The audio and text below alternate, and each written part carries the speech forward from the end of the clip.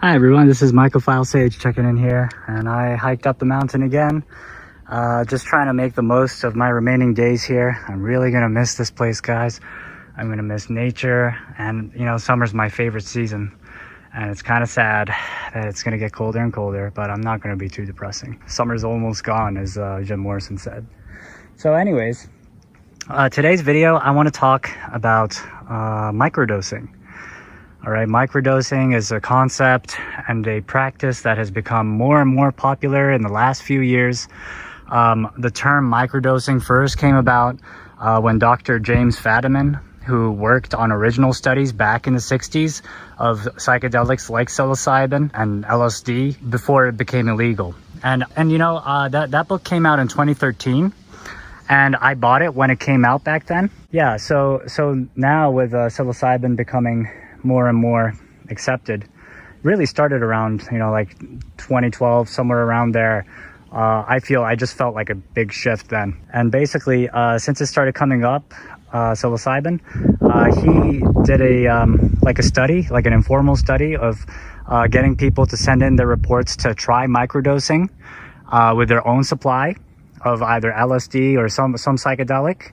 And he asked them to send him reports of their experiences, and he compiled it.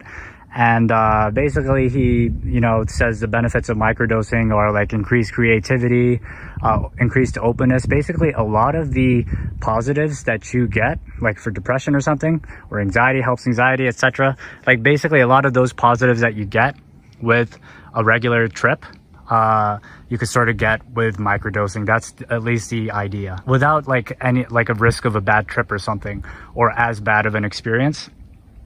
So yeah, that's sort of the background. I hope I got it correctly. It's been a while since I read his book, but you know, here's my personal history with microdosing. I'm going to tell you guys my personal history, and then I'm going to talk about whether it actually works or not. And yeah, some other stuff I'll get into. As I talk about it, I'll probably think of something. So anyways, my personal history with microdosing is basically I started it way before the book came out. I didn't call it microdosing, but I was experimenting with it. And you know, I tried to explain to people like what I'm doing, right? So I explained to them, look, you just take like a tiny amount of mushrooms or LSD, right, of a psychedelic. You just take a tiny amount, not so much that you trip. And to me, it was like a no-brainer. Like, this is interesting territory, right? Because it's such a powerful, mind-expanding substance, psychedelics, right? I mean, they are so powerful. So what would happen if I just take a little bit, and if I could bring that into my daily life? It was just a no-brainer to me, right? So even when the book came out, I was like, wow, you know, I thought people knew about this stuff. And, well, I guess they didn't. And so I tried to explain to people, right, like what I was doing before it became like a popular thing. Nobody was doing it, that I knew. And people were like, what? You just want to like trip, man. You know, you're always just tripping, you know, what? You're going to eat some mushrooms and trip? No, it's like, no, you're not supposed to trip. You're just supposed to take a little bit. Because think about it, guys. Okay, like hypothetically, right? This is what I was saying. I was like, think about it. You take like 2 grams plus for like a proper trip, right? To properly start tripping. And you know that there's quite a bit of space between 0 grams and 2 grams. So what would happen if I take, for example, 0.3 grams? What would happen if I take 0.2 grams? What if I take 0.5 grams? It's like that area is not that explored, because basically that's what I've always found interesting. Because okay, a trip is a trip, right? It's got its own benefits. We all understand the pros and cons of tripping. You know, it is quite an experience, right? It is a trip. But what I was interested in is how could I bring that without all the negatives into my daily life? And can I somehow integrate psychedelics sort of like as a supplement or something like that? So anyways, that's my personal history. And so throughout the years, I've microdosed on and off. It's never something that I've done for a very long term. And I'll get to that reason. And I don't think I'm the only one, because before like microdosing was popular, or just after like the term microdosing came out, I don't know if this is still the case, but it was sort of a meme in the shroomery of like people making like microdosing journals. And like after a month, you know, they say like they're gonna update it, and they're gonna always, you know, tell you what's going on and stuff. They'll journal everything down, and what ends up happening is they just end up like disappearing off the face of the earth. So the joke was that, oh, microdosing kills you, you know, something like that, because every single post was like that. And you know, but you know, that's a joke, right? But but the real reason probably is that they sort of got over it, or they didn't get the benefits they wanted, or maybe they did get the benefits they wanted, or maybe they just gave up on it. I don't know. So basically, my personal history of microdosing. So why is it that I took long breaks in between microdosing sessions? Okay, so maybe they'll last maybe 2 weeks, right? And I personally stuck to taking it like every 3 days, which also, ironically enough, James Fadiman also encourages. And the reason why I did that organically is because even though I'm taking a low dose, barely perceptible, but to me, it like, in terms of effects, in terms of visuals and stuff, it is barely, there's like no visuals, right? But like mentally, even though during the time it doesn't feel that different, it's different enough in the following days that I feel like I just had a trip, even if I take 0.1 grams. And you know, I used to take more. I used to start off at like 0.3 grams when I just started microdosing, and then, you know, it was quite a bit more effect. So I just eventually over the years I settled down to 0.1, and recently I've even gone down to 0.05 grams, right? Half of a 0.1, because, well, I've always been sensitive to the effects of mushrooms. I could really feel it, even though, like, because look, this is the way I see it, right? Someone could take a certain number of grams and have a very, very like fun, like sort of shallow experience. You know, oh, the colors were great. Oh, everything was wavy and stuff, but like no spiritual stuff, really. Whereas another person could take, assuming their tolerance, like their physical tolerance to the chemicals are the same, assuming that, right? So no natural tolerance, same natural tolerance between the two of them. Yet another person could take that same amount and they could have a completely life-changing experience, right? And I truly believe that, you know, obviously, you know, psilocybin is not like meth. It's not going to always get your heart rate up and get you to like forcibly release dopamine, etc., right? So you can't predict the effects. So why? Because it is very, very fun. It is fundamentally based, the experience that you're going to have, on you. Right? You are the drug experiencing mushrooms. The mushrooms just open you up to yourself. That's the way I see it. Now, although the shrooms do open you up to yourself, they are also a presence there. So they're like the third person in the whole equation. So they're sort of like the conductors in a sense. Whereas with LSD, it's more like you are the conductor and the acid isn't so much as a sentient presence feel kind of thing, in my opinion. So it really is a very fascinating thing, but it just doesn't work as a regular kind of drug, you know? So that's what I personally believe. The effects of me taking that little bit of mushrooms, I always feel, no matter how much mushrooms I take, it's opening a doorway. Over the years, I've truly come to believe that it doesn't matter your dosage. The mushrooms will always tell you what you need to know. They will always show you what you need to see. And that's my personal experience. So, you know, it's not just the dosage that judges the type of experience you have. It's yourself. And if you're more sensitive to these kinds of things, then you will have like that little tiny amount could have a huge effect on you. And that's why I stopped microdosing quickly, because it starts to become too much. Because every time I take a little microdose, right, I feel like I just came down from a trip. And, you know, the trip was great and everything, but you don't want to quickly trip again, right, after an experience.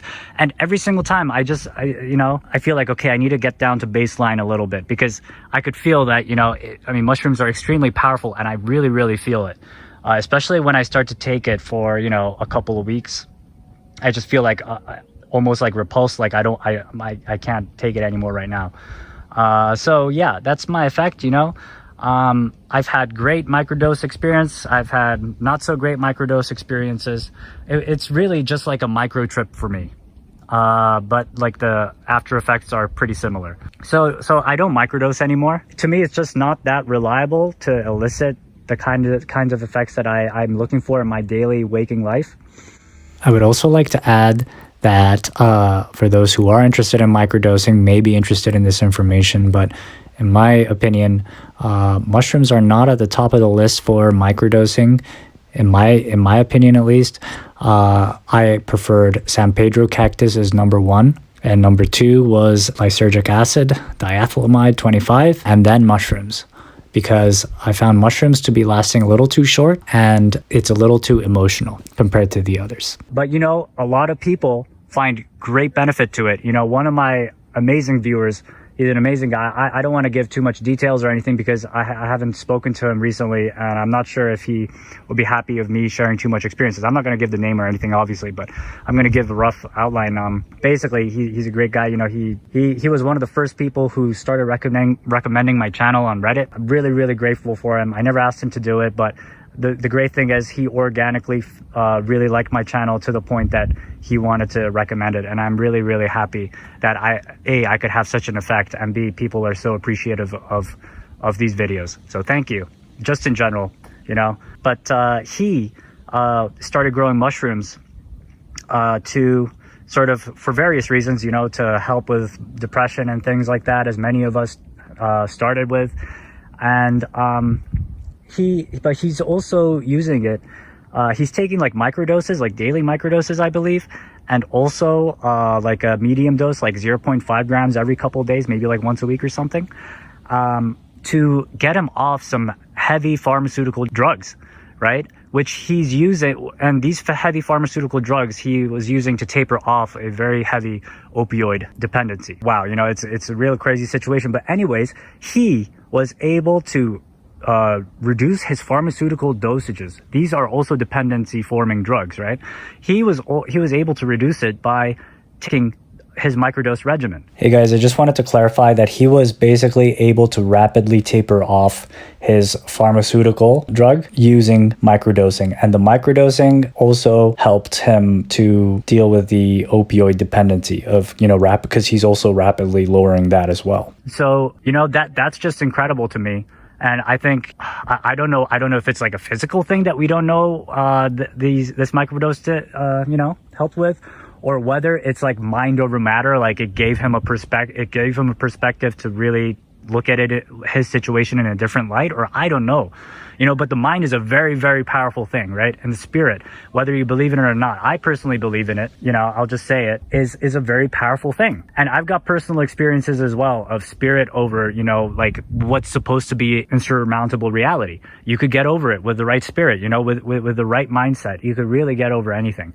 So yeah, you know, so there's stories like that, which I'm so, so grateful. Because first I was like, oh, I hope this helps. I hope this helps. I don't see how this could help, but I hope it helps. And it turned out, thank goodness I was wrong, because, you know, he from what I hear, he's making great strides. So I'm really, really happy for him. Yeah, and there's another guy who wants to try out the Stamets stack. The Stamets stack is a combination of psilocybin mushrooms, lion's mane, and niacin. And all of these in microdose amounts, well, other than maybe the lion's mane and the niacin. And according to Paul Stamets, this helps repair nerve damage and promote neurogenesis, etc. Now, I'm not going to get into that about Paul Stamets and the Stamets stack and all that. Basically, it's very, very speculatory. It's not very scientific, but these are medicinal mushrooms. They can be used medicinally, so who knows? Maybe, you know, it's still pioneering days, right? So it's very exciting, but also I hope that we don't get too overexcited, because basically a lot of evidence is still not there. So especially with medical stuff, I like to be very, very, very conservative about what's going to help what, etc. You know, I don't think we should be making promises or giving hope without the right data, basically. Also, I'd like to add that there was a recent study that found that microdosing is basically just placebo. There's no actual benefits to it. Now, of course, there's also studies that say that it has benefits to it, but personally, I don't worry too much about that, because studies in this kind of field of of active mushrooms has traditionally, ever since it's been illegal in the 60s, you know, like scientists have not been able to create like very good systems of measuring things, not even beginning to talk about the psychological effects of mushrooms. Like now we're trying to gauge, for example, what a mystical experience is, and the argument is, could you actually do it like in a scientific way, etc. So that's a big debate. So anyways, I don't really take it too seriously. I just see it as just another study. Let's see what the next ones say. So I'll leave it at that. And also, I'd like to get back to what I was talking about, how mushrooms, to me, in my opinion, and in my experience, it doesn't matter the dosage. It's like, I don't want to say like the mushroom spirit, but okay, I'm just going to say it's like once you get mushrooms in you, once you commune with that, whatever it is. I know many people might be like, oh, you know, this is some bogus or whatever. Look, I'm not saying that the science stuff isn't real. The science stuff is absolutely real, but the science to me is just not the only thing. I mean, science is also very limited, and there's a lot of things that Western science does not account for. Well, I guess Western science is kind of redundant because the science in the modern form, as we understand it, is a Western construct. You know, there's a lot of different ways of looking at the world, and science is one way, and it is a very useful way. It is a tool, though. You know, it is not the reality maker. It is a tool. Right? We are above science. It's like science is trying to explain nature. It's not like nature serving science, if that makes sense. But I'm not going to get more into it right now. But basically, that's my personal view. And so I want to talk to you guys about an experience I had, you know, before I left in the summer to where I'm at now. When I was harvesting one of my last flushes off of the Cambodian shoebox, if you guys remember, I took a little abort.